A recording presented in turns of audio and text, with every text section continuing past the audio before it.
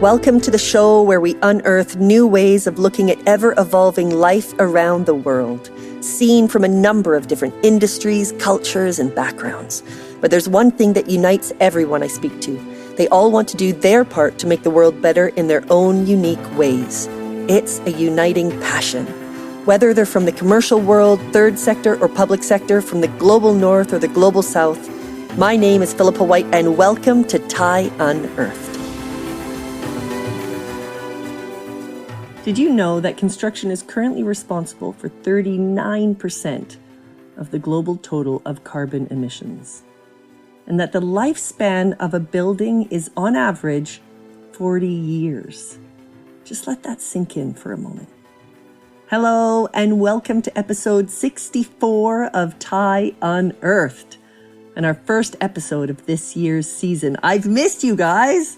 Well, it's a new year and a time for new beginnings, evolution, and doing things differently, which is what TIE Unearthed is all about. Speaking to those people from all corners of the earth, doing their part to make the world a better place. And today we're speaking with my extremely good friend, Eliot Postma, who I've known, since I was about 7, and who since 2010 has been working with Heatherwick Studio to deliver innovative designs on numerous high-profile projects that focus on the human experience through form, craft, materiality, and sustainability.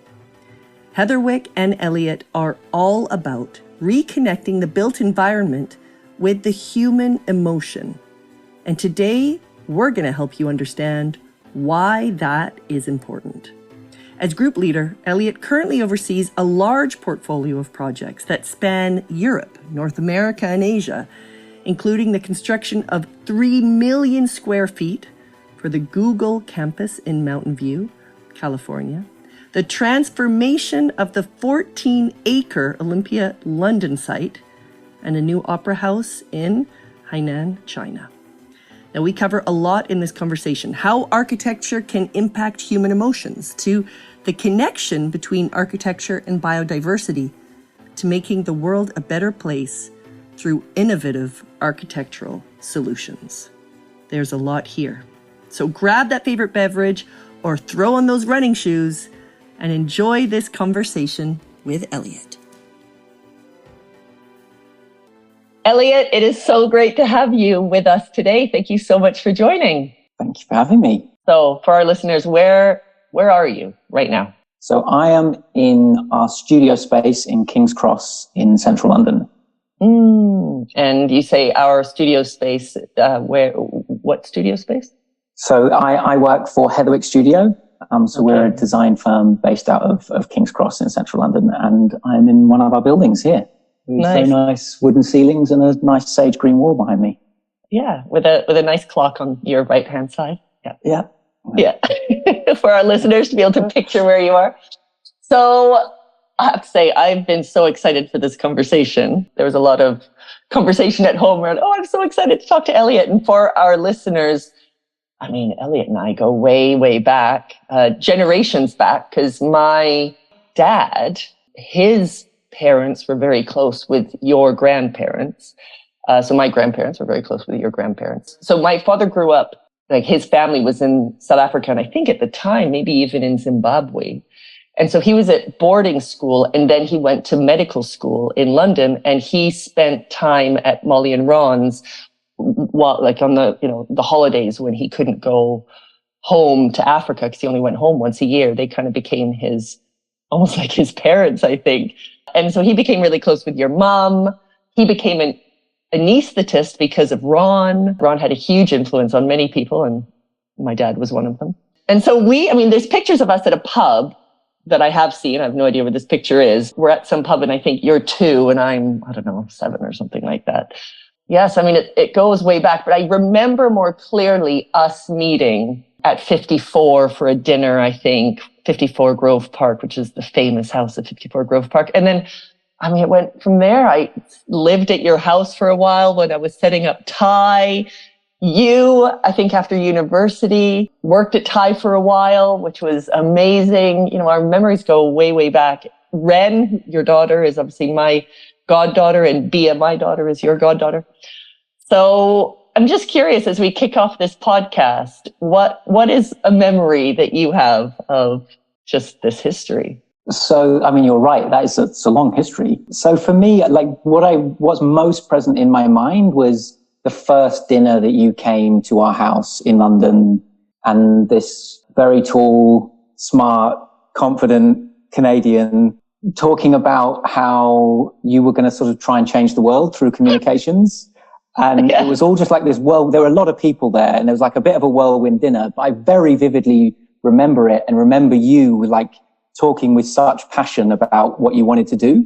And actually was probably a big part of why I spent a little bit of time working in advertising at all, working in communications. Really? Yeah, I was very intrigued. It made me very intrigued by it, and that power of, you know, fundamentally at its core, like I think I knew I didn't want a career. Well, I did. I knew I didn't want a career in the communications industry, but at its core, like the skill of being able to persuade large numbers of people to change their behaviors because of something that you're saying is like super powerful, like really, really powerful in whatever you do. And I know I learned a huge amount from it, and I take it into what I do now in certain ways. Yeah. So it was a super interesting experience for me. So fateful dinner. Yeah, absolutely. How funny. And then you moved in. And then I moved in. And then you just couldn't get rid of me. I remember your sort of I guess you were doing architecture. I guess you were studying architecture. Yeah. Yeah. And I just will never forget the chicken bones. The chicken bones. Yeah. Yeah. Well, I mean, I did like making weird models, that's for sure. I think I liked the making side of it. My studies was the bit that I really enjoyed. And so any opportunity to experiment of making an architectural model out of the weirdest possible material was something that I jumped at the chance at. And yeah, I think the weirdest one was I think I must have eaten, I don't know how many roast chickens I had to eat to harvest these carcasses to create this model out of dried chicken bones. But it was quite extraordinary. I will never forget it. Yeah. So perhaps you can tell our listeners just a little bit about you and your background before Heatherwick. So, I mean, You've touched on it now, but I think just helping people put just you in perspective. Yeah, so I was born and bred in London, growing up in that sort of wonderful, creative, weird household that my parents made. I mean, you staying there wasn't an odd thing. We always had a weird and wonderful lodger staying in our spare room, which was like a very formative part of my growing up, like this influence of all of these different people just moving through our life all the time. Like, I think my mum was a very good mother to many people and was very, very welcoming in creating that atmosphere in our house. And then I guess my design journey started pretty early. I can still remember probably age like 7 being really excited about Wednesdays. Because Wednesday was the day, it's weird, isn't it? Wednesday afternoon was the day that I had, like even at 7, we had like a design class. Yeah. And it was basically an opportunity. We had like a tiny little workshop in my school where they let us use saws and drills and have some sense of designing something and then trying to make it. And it was that getting to try and make stuff that lit like some creative spark in me that never left really. And that continued throughout my schooling where, you know, it was the workshops at the schools that I was at were the places that I ended up spending kind of extracurricular time, like lunchtimes. And I guess that interest just carried on going. And I ended up studying architecture as my undergrad. And then curiosity led me into a few different things. I worked as a photographer for a couple of years and started a photographic company. With our mutual friend, Rad. Yeah. With our Eliot George. Yeah. And so I did that for a couple of years. And then I worked in advertising. That was just prior to that was when we met and sort of got that interest in the idea of the power of communications and how could I learn something from that. And so I spent a couple of years working in an ad agency in London and had a great time and knew that I needed to leave. Otherwise would probably end up there longer than I had wanted. And that itch of getting back into the design world, it never left. Like I knew that I was going to return to it, but I guess I wanted some broader experiences before then. And I worked with you on Thai whilst I was studying my master's. then I did my master's at the Royal College of Art and worked a little bit as an architect in between. And then I graduated and was pretty focused on the type of place I wanted to go, and actually was pretty focused on the studio where I've ended up. And so I've now been working where I am now at Heatherwick Studio for 13, 14 years and haven't looked back. Yeah, that's incredible. And it's so amazing because I've followed that journey, and it really has. I mean, this was this is my goal. Like, and isn't it amazing that you were able to get there? Because for people who don't know, maybe you can tell people just a little bit about Heatherwick and Thomas Heatherwick, who's obviously the founder, just putting Heatherwick into perspective. So what is Heatherwick? Yeah, so Heatherwick Studio is we're a design studio based out of King's Cross, founded 28 years ago or so by Thomas Heatherwick. And we're now a group of, nearly 290 designers.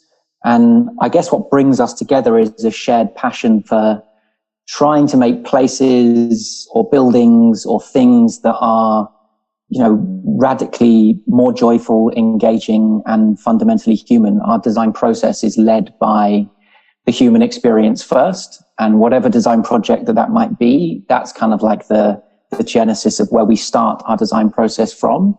And so we focus on public projects in cities around the world that try and achieve that goal and that try and connect with people on some sort of emotional level. And so we sort of don't have a specific design discipline. We're known for working across like a really broad range of things, and we celebrate that. And so that's been things from furniture to, we did the Olympic cauldron at the 2012 London Olympics. Wow. Up to the sort of the reinvention of the famous red bus in London, the Routemaster bus. We designed the contemporary version of that. And then goes on to bigger things, bigger pieces of public realm of cities. So we finished a new park for New York, which is called Little Island, that sort of floats in the Hudson just off Manhattan. And then up to architectural projects, from headquarters for Google to master planning to, a new airport for Singapore. So we sort of stretch across all these different scales. And that's what I absolutely love about being in the studio. And I've been here for 13 years, and I'm a design partner and then also a group leader. So there's 5 group leaders at the studio that we're essentially responsible for helping the design direction of 6 to 12 different projects at once. And that's meant that I've got to work on this wonderful range of things, from a boat in France to, I've spent almost a decade working with Google on different headquarters projects to, like an opera house in Hainan. And yeah, it's been a wild ride. Amazing. I know that the environment is very, very important to you. Sustainability is very important to you. And you obviously mentioned that the core of Heatherwick's projects are rooted in humanity. And you posted recently, I think it was the studio actually that posted around the time of the COP27. Yeah. And just, talking about how fundamental changes are required to cut carbon emissions, and construction is currently responsible for 39% of the global total. And according to the World Green Building Council, the energy used to heat, cool, and light buildings accounts for 28% of that figure. Where are, the buildings turning this around, the large ones and the small ones, who's behind it? And how can we learn from this progress being made? And what does this look like? And how is Heatherwick leading the way from this point of view? Because it's a big issue, and you're obviously sought after for these innovative solutions and these beautiful projects, but also taking into consideration innovative ways and contemporary ways of doing things. So I just wonder if you can talk a little bit about that. Sure. So, first thing to say is, I think we all share this common challenge that the climate crisis has sort of presented to humanity. And it's really sobering, working, I work as part of the construction industry. And, there's so much talk about, and people on a personal level feel rightly, they're very focused on, for example, aviation, like the impact of flying around the world, and people make personal choices about maybe doing that less or in some cases not at all because of concerns around their own carbon footprint.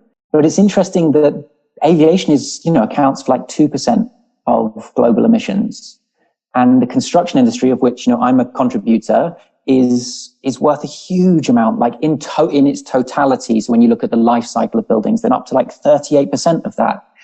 Yet people probably don't put the same critical lens on, I don't know, if you put it back down to the individual, let's say building an extension to their house or knocking a part of their house down and building a new, there isn't the same language socially around what that might mean in terms of carbon and the impact that has on the planet. And it's, it's super sobering. Really interesting. It's really interesting. There's 1 billion, I'm going to try and make this into like an understandable metric, but there's 1 billion square feet of buildings is demolished each year. So that's the size of Washington, DC.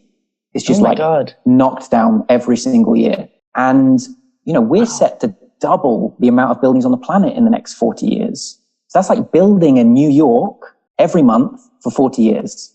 Like just to try and comprehend the amount of construction that's going to be happening. But for us, the bit that is really sad is the amount of demolition that goes on. So you've got to build all this new stuff, but you're just demolishing so much stuff that exists. Yeah. And the average lifespan of a commercial building in the UK is 40 years. So a new commercial building in the UK gets knocked down after I'm about to be knocked down if I was a building. If I was an office building in the UK, it's over for me. This is it. We're finished. And fundamentally, that's not good enough. That's not, we can't be doing this. Yeah. And we feel that where we're coming from as a studio is that, frankly, there's been a bit of a crisis over the last 80 years in the way that the built environment has been treated. And there's lots of complicated reasons as to why. But if you look at, the post-war boom of building in the 50s and 60s was collided with a modernizing movement in architecture that essentially, for good or bad, but it has resulted in some modern places in cities that fundamentally feel pretty soulless. They've got flatter, colder, less human, and a bit soulless. And it's I think it's pretty undeniable that when people travel around the world, the parts of the world that they want to go and see in cities are the old bits. It's pretty rare that people want to go and see the new stuff. And so from our point of view, that's painful. And you want that same level of interest and human connection to the contemporary built environment that we had historically. Yeah. And, you could put that down to craftsmanship, to complexity, to the detail that historically was put into the built environment, that over time for economic factors, but also for principled modern movement factors has been removed. So it's an architectural phrase, but the modern movement, this idea that form follows function. So the form of a building should always follow the function of it. And the idea that a level of ornamentation is maybe is a crime. They were kind of two phrases that came out of the modern movement, but something has been lost in the built environment as a result, in the generality of the built environment, the 99% of it. And fundamentally, that's that we really believe emotion is a function. It's not spoken about, but the emotion of the human is a function of the built environment that we need to be tuned into. And we need to be building to that emotion for the result that then people will care about the buildings, they'll connect with them, they'll love them, they'll keep them, they'll adapt them, they'll be cherished, and they'll last. We need to be thinking about 100, 1,000-year buildings, not 40-year buildings. And so the lens that we look at the climate crisis through and the role that we play from an architectural perspective is how do we build things that connect with people that they love, cherish, and adapt, so that they'll still be there in 1,000 years' time. I mean, however many years' time. A hell of a lot more than 40. 40 years. Yeah. We just can't keep going like this. Can you give us an example? An example of that human connection? I mean, so you grew up in Canada. You spent a lot of time in London. You spent enough time walking around some of the newer bits of London. Yeah. If you were just to compare let's say the generality, the 99% of contemporary or modern housing in London versus where the vast majority of people in London aspire to live, which is within a Victorian terrace, there is a completely different level of attention to detail, feeling of craftsmanship, care in the materiality, warmth in the materiality, and a tuning in to the scale of the human. So that when you're walking up to a Victorian terrace, there's some sort of relief and archway over something the scale of a door. The door itself is broken down in scale into different elements. And that's responding to the complexity that you need as a human as you walk through and experience the world. Unfortunately, there are a lot of modern developments being built that just do not have that level of interest or complexity in them. And they're boring, they're bland to the eye, they give you nothing. It's interesting now, science is starting to catch up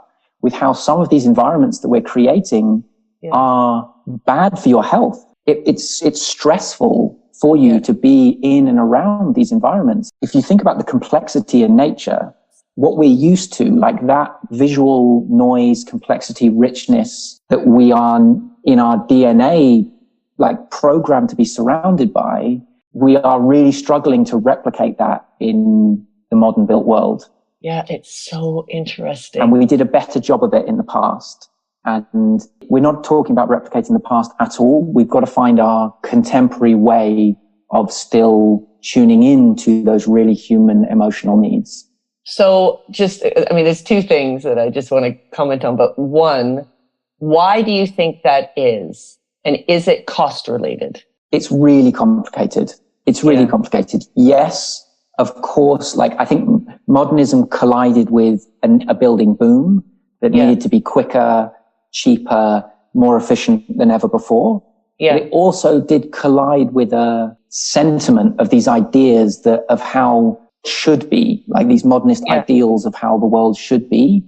Yeah. And I think we're learning now about, although that came with some, huge leaps forward in, technological advancements of construction technology and efficiencies and things, it also came with this missing dimension.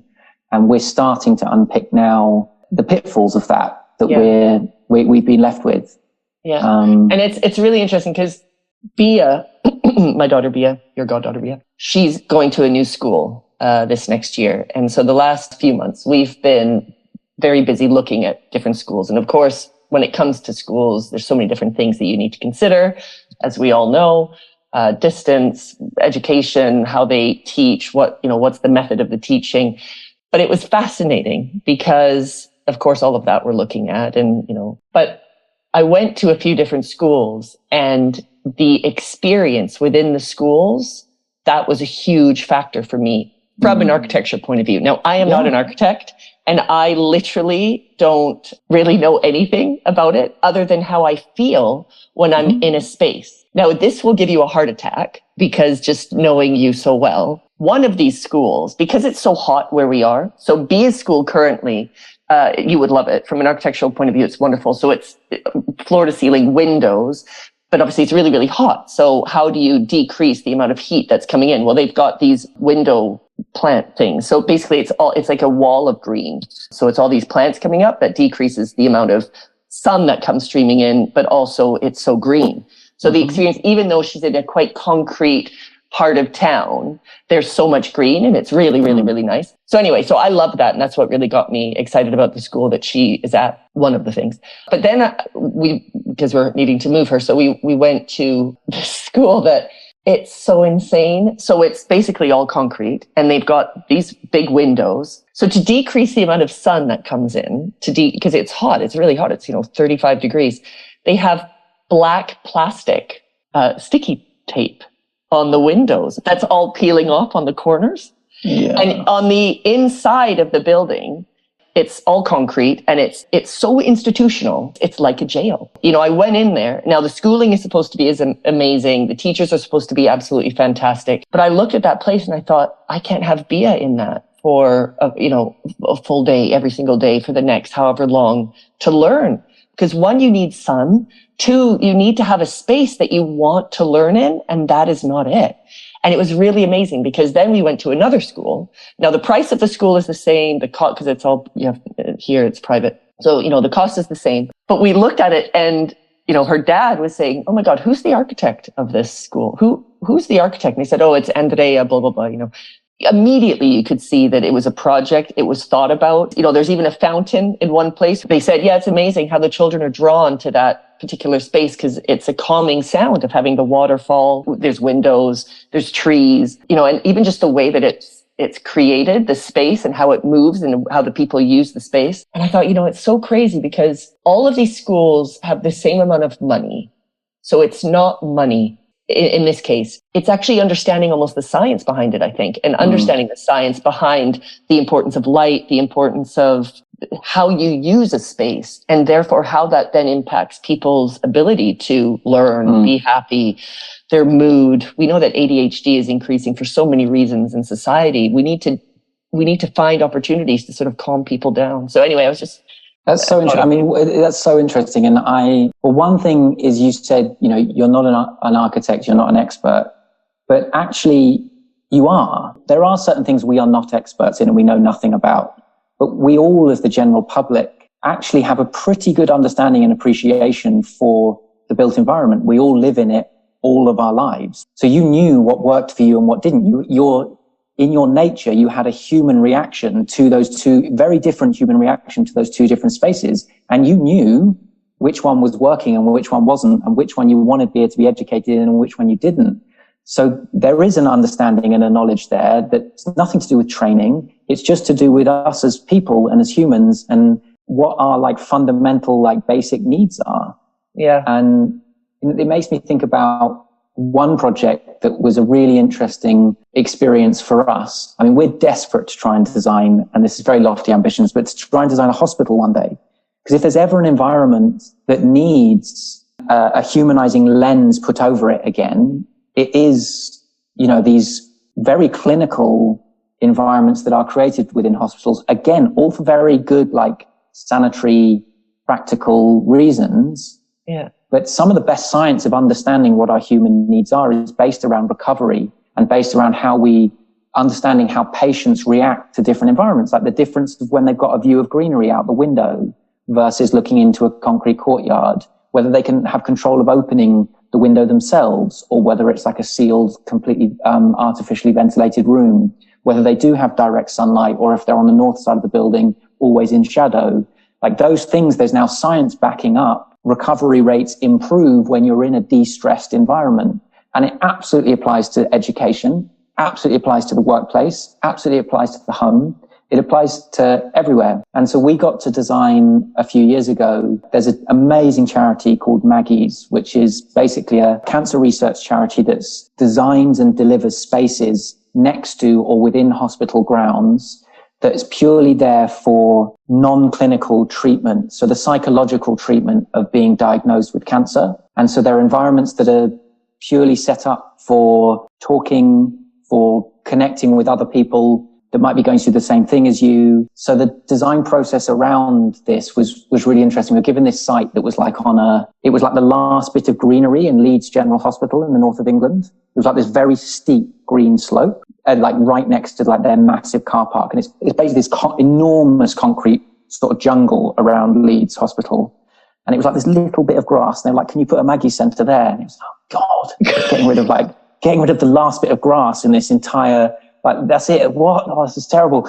And it was really steep and it was sitting right next to a car park. We're like, maybe we can start from the place of, one, you want to be providing us a feeling of shelter and safety and kind of bringing people into quite a residential, home-like environment where they really feel calm and reassured.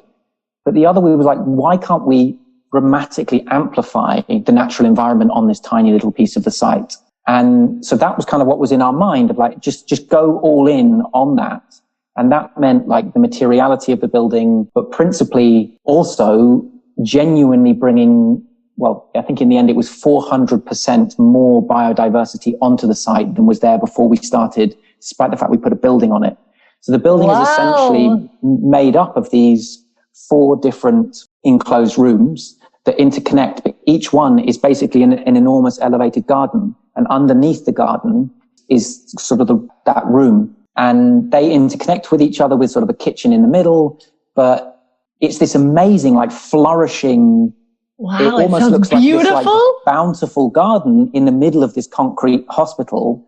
And then you go into it, and the building is made from what's called mass timber. So it's an entirely timber structure. So the structural ribs are all from this prefabricated timber.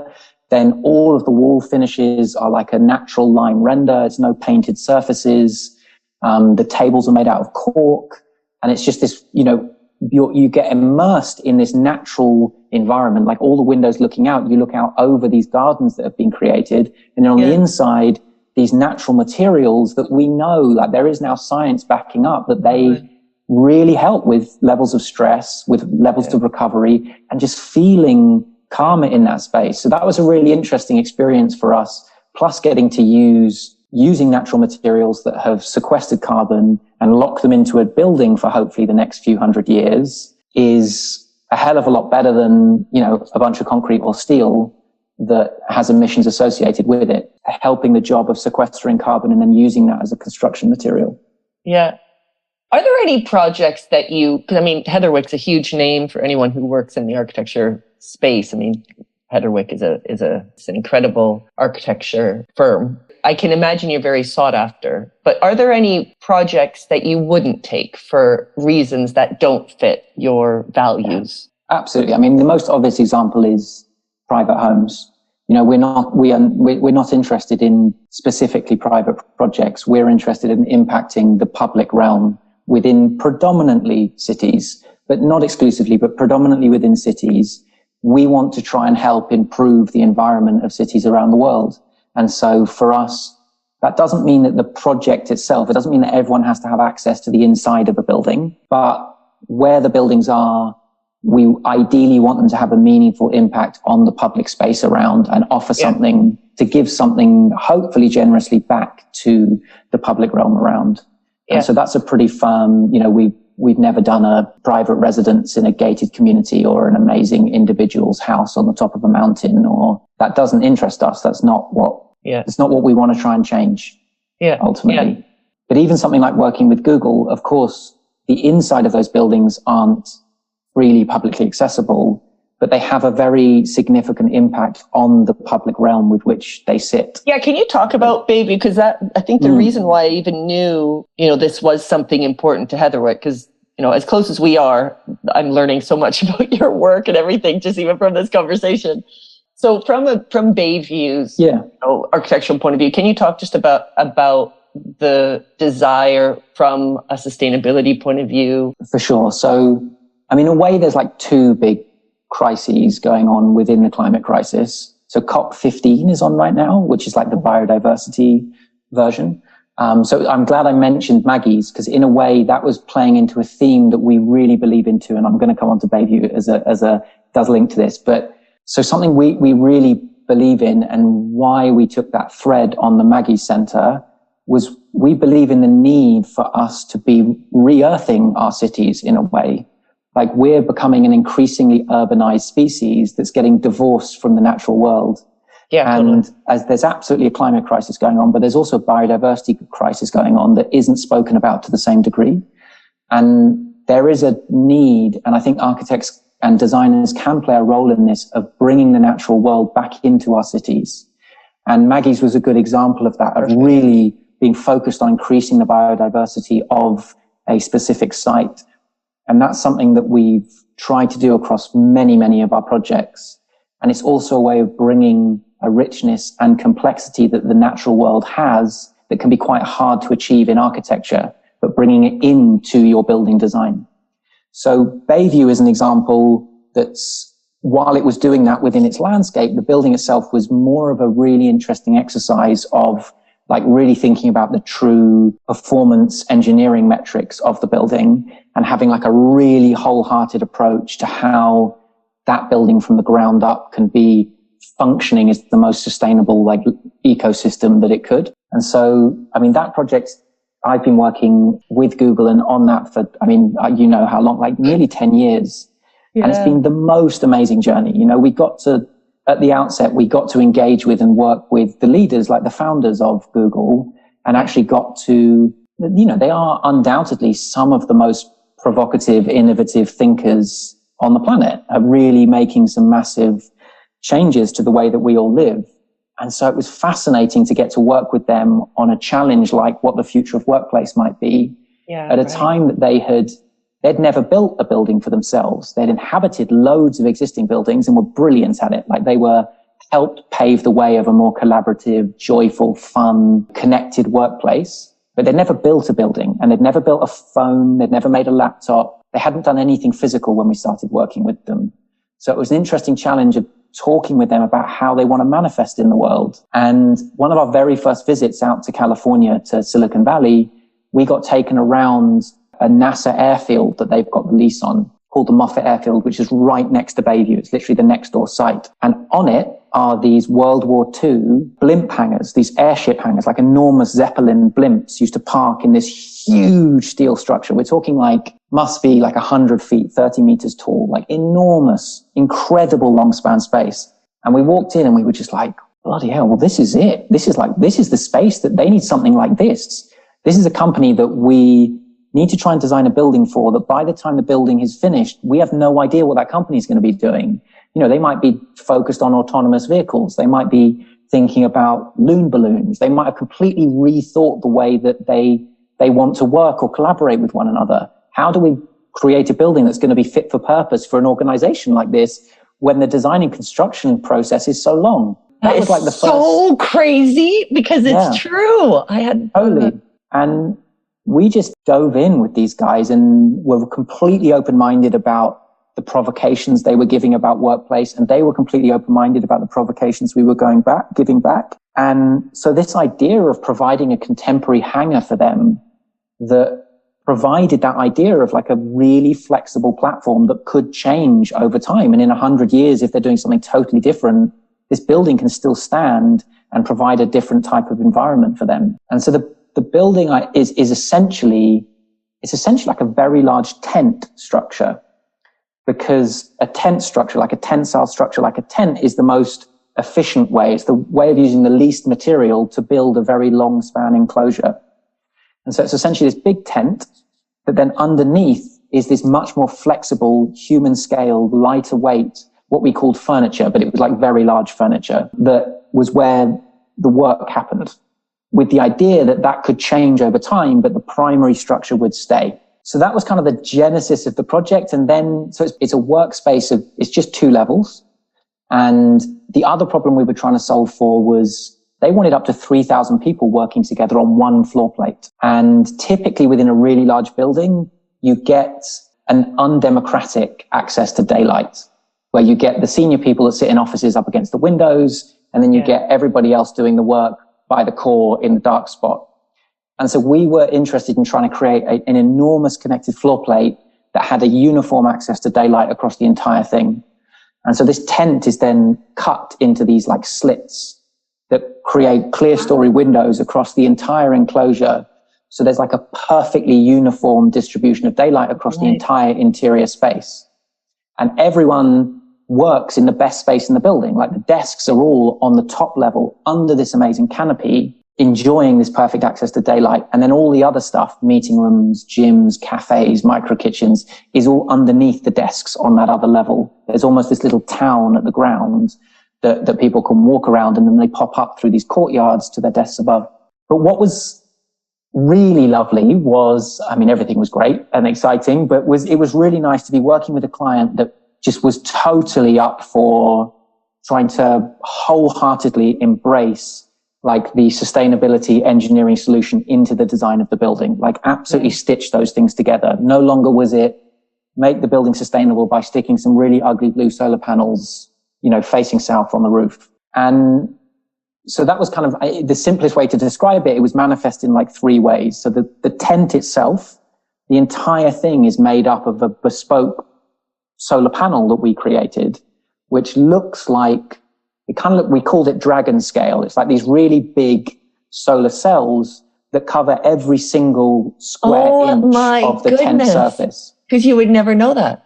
No, and it looks like an architectural finish. And that's the idea, is that we were wanting to prove out that it can be providing 40% of the energy that the building needs, and it can be a really beautiful surface. You don't have to compromise for it to be like working super hard. And then that followed through so that the canopy was doing that, but it was also, because they wanted 3,000 people all connected, it meant it was a large floor plate, that we wanted that area to be catching as much rainwater as it possibly could. You know, California is constantly in drought. And so it's one of the very few buildings in California that's net water positive. That big canopy catches every drop of rain that hits it. That then feeds into these retention ponds that sit out in the landscape.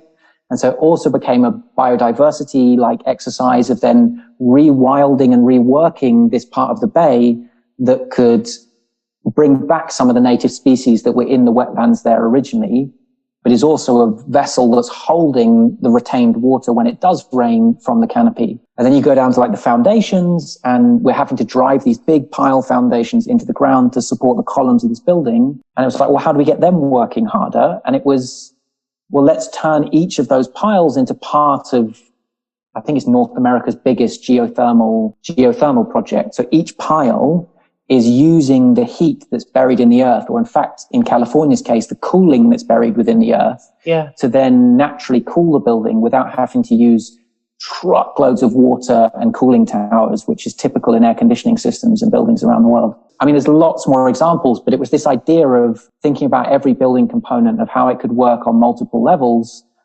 And essentially, like, it was about energy from the earth, energy from the sun, harvesting the rain. It was like as simple as that. How amazing. How amazing. And it was, I think a month ago, it got certified as the world's biggest LEED Platinum, which is a type of metric that's used to essentially assess how sustainably a building is performing.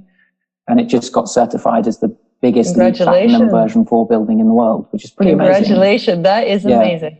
Pretty amazing. I mean, we are coming to the end of the podcast, but I just wonder, what is the vision of Heatherwick for the future in this area? Just as a group, is this the direction that you see Heatherwick going in? Is it something that obviously gets you guys all really excited and you hope that more and more people will look for you for these types of initiatives? I mean, absolutely. But I think the thing at our core, like looking now to the next 20 years of the studio, we really are sort of circling around this idea of promoting the need of seeing the built environment as, or reconnecting the built environment with the human emotion.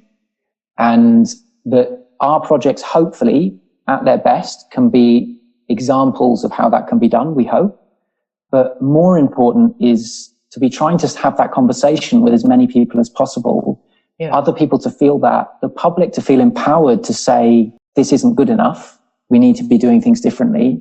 And to hopefully there be some sort of broader change in the way that lots of people are thinking about the built world around us to have the maximum possible impact. And hopefully our projects are a tiny little part of that in the end. And that's all wrapped up in sustainability. Sustainability in the climate crisis is just a part of that theme, concern, impact that we want to have as a studio. And that really is hopefully what's driving us for the next 20 years. Is there anything that I haven't asked you that you'd like to tell our listeners? I mean, I could talk to you for another hour about many, many more projects. It's really nice actually to have the opportunity just to talk these things back.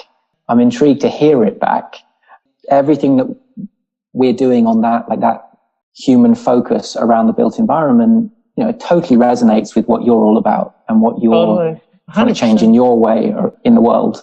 And so it's such a nice opportunity, despite the fact of we do get to spend time together sporadically throughout the year. It's very rare that you get to sit and have an hour-long conversation about something like this. Totally, right? It's so nice. It's really nice. It's so, for me, it's really special. I just, as I mentioned, before we started recording, I love these because it is an opportunity for me to really understand what really close people in my life are doing. Because if you're sitting around having a glass of wine, I don't know, you're talking about the kids and, different things in our lives, but digging deep into work, it's hard to do that. There is a quote that post having kids rattles around in my head, and it's, life is what happens when you're busy making other plans. And I found that having kids, they are like the world's true experts in living in the present. Yeah. And as much as I spend my time, and we've spent this hour talking a lot about the future in a way, and like our concerns and worries and hopes for the future, I feel, and it's very personal to me, like I am constantly trying to check myself to also be present and living in the experience that I'm having now. And the kids have been amazing to remind me of that, because they are so good at it. That's all they know, and it's all they can do. And it's almost like I almost don't want them to grow up and get the baggage of stuff that you have to plan for in the future. That's really lovely. Well, let's leave it on that. Thank you for your time and fitting it into your busy, busy life. Well, lots of love to the family, and we will speak very soon. Thank you for joining us. Likewise. Thank you, Philippa. Speak soon. Hey everyone, this is Philippa again. I hope you enjoyed listening. Now this is your chance to get involved with TIE. If you work in the commercial world, whatever your profession, your position, or your experience, then TIE could be for you. You may have been in business for decades, but have always felt there's another way. Or you may just have a few years experience, but want to do more. Equally, if you want to create game-changing employees and see your company impact the world, we've got you covered. TIE has never been more necessary than right now, and you can be a part of it. Reach out to me at philippa@theinternationalexchange.co.uk and I can tell you more. Or join the TIE Accelerator info session for more information. apply.tieaccelerator.com. Better leaders, better companies, better world. I'm your host, Philippa White. This podcast has been co-produced by Berna Vieira and me, music by Berna Vieira, and artwork by Kelps Vahais. I hope we'll meet again soon.